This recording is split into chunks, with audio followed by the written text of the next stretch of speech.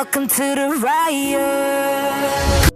Здравейте на всички, които гледат това видео, в което ще направя бърз анализ на скандала около Дара, нейното участие в Евровизия 2026 и избраната песен, с която да бъде представлявана България. Ще изразя и личното си мнение, но нека да започнем с кратко припомнене на това какво се случи.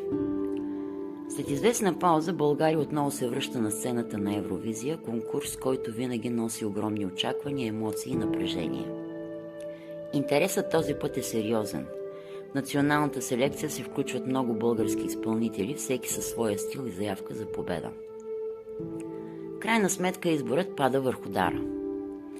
По официални резултати тя печели убедително, както при журито, така и при гласуването на публиката. На пръв поглед всичко изглежда ясно. България има своя представител и подготовката за голямата сцена може да започне. Но веднага след обявяването на резултатите започват и съмненията. В социалните мрежи се появява твърдение, че вотът не отразява реалната картина. Появява се човек, който заявява, че има достъп до данни от гласуването и според него Дара не е била първа при гласуването на публиката. От тук тръгват анализи, таблици, сравнения и всеки се опитва да докаже своята версия. Паралелно с това започва и нещо още по-сериозно – лавинообразен хейт.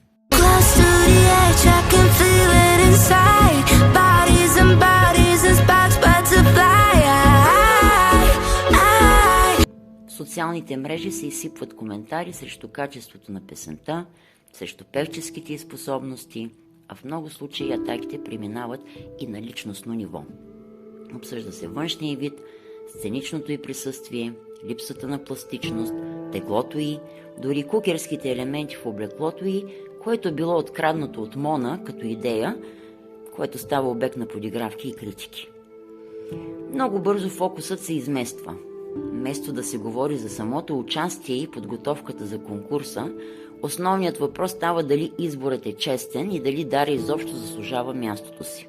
Допълнително напрежение създават и твърдения за опити за манипулация на гласуването чрез огромен брой гласове от чужбина, за които доказателства няма, но съмнението вече е достатъчно силно. Най-сериозният ефект обаче пада върху самата Дара. Натискът става толкова голям, че в един момент тя публично заявява, че обмисля да се откаже от участие. В крайна сметка, след кратко колебание, тя решава да остане и да продължи напред към конкурса. И докато вътре в страната критиките и съмнението бушуват, извън България десетки световни YouTube създатели започват да реагират на песента Бангаранга, с която Дара ще представи България на сцената на Европейската Евровизия. Бангаранга, бангаранга, бангаранга, I'm the бангара, бангаранга, бангаранга, бангаранга, I'm the бангара. Те я определят като модерна, запомняща се и с голям потенциал, дори твърдят, че има реални шансове да се класира на финал. Така един на пръв поглед ясен избор се превръща в скандал, в който основният проблем не е доказана измама, а липса на доверие и начинът, по който една победа беше поставена под въпрос още в самото начало. Докато в България реакцията е основно негативна и изпълнена със съмнения, извън страната картината изглежда съвсем различно. И това, което се вижда там, рязко контрастира с българската реакция. В голямата си част от видеята на ютубърите по света се обръща внимание на енергията, сценичното присъствие и потенциала за силно лайв изпълнение.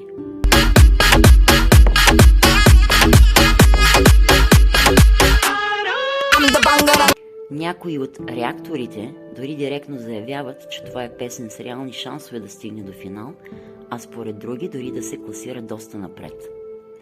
Тук се получава ясен сблъсък на гледни точки. От една страна, българската, вътрешната публика, която поставя под съмнение избора и критикува както песента, така и изпълнителя. От друга, международната аудитория, която гледа по-обективно, без вътрешния контекст и скандала и оценява крайния продукт такъв какъвто е. Това поставя един много важен въпрос.